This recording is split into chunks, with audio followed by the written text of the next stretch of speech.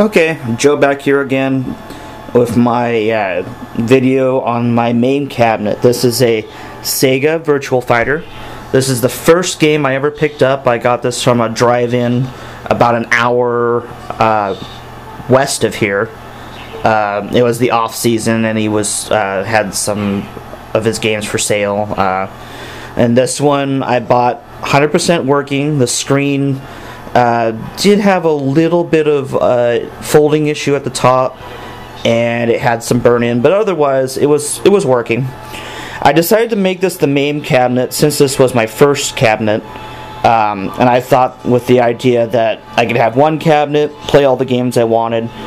I soon grew to liking to play games from like Steam, which is on my screen right now, more than I liked playing MAME. But when I did this with a project for our roommate's son. Needed a high school project, so we kind of did this together. We did some wiring harness mods. We mounted the computer in there, and we did it all very tastefully. We did not cut anything, and we made new plugs to plug into the existing harnesses and reuse them. And I'd say with maybe 15 or 20 minutes, you can convert this back to a Virtua Fighter, and the Virtua Fighter board is actually in there, so you know everything in it works. I still have the monitor. I probably would like to do some more work to it if I was ever to put it back in. I believe it's a Nanao. They have a. I was testing the yoke on it, and boy, they have some strange resistance values on the yoke. So I wouldn't think that you'd be able to tube swap or chassis swap with it very well. So I'd probably have to have that chassis swapped, shopped out, probably by Arcade Cup. So, but anyway, I did have to drill some extra button locations. I have another control panel, an original control panel that has just the 3 buttons per player. So, you know, again, I can swap this back very easily.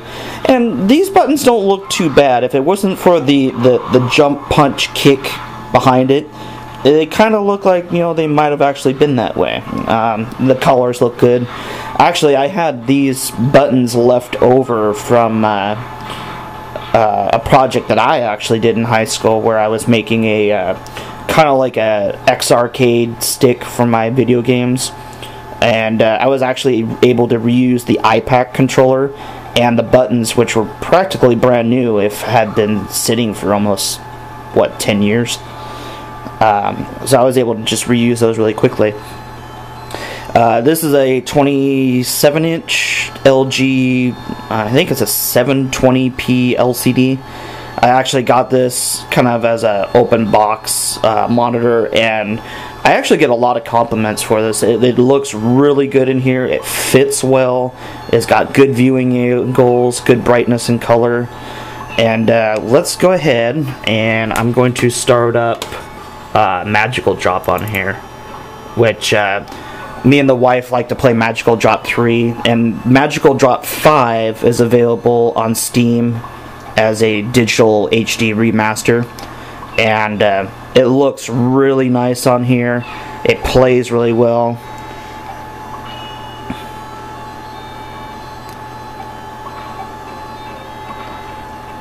So, you know, this is another idea, you know, if you're not completely into MAME, or you want to maybe like me and you have a high definition screen and you want to kind of showcase some of the abilities of that HD screen, try looking through some of the indie games on and the smaller games on Steam.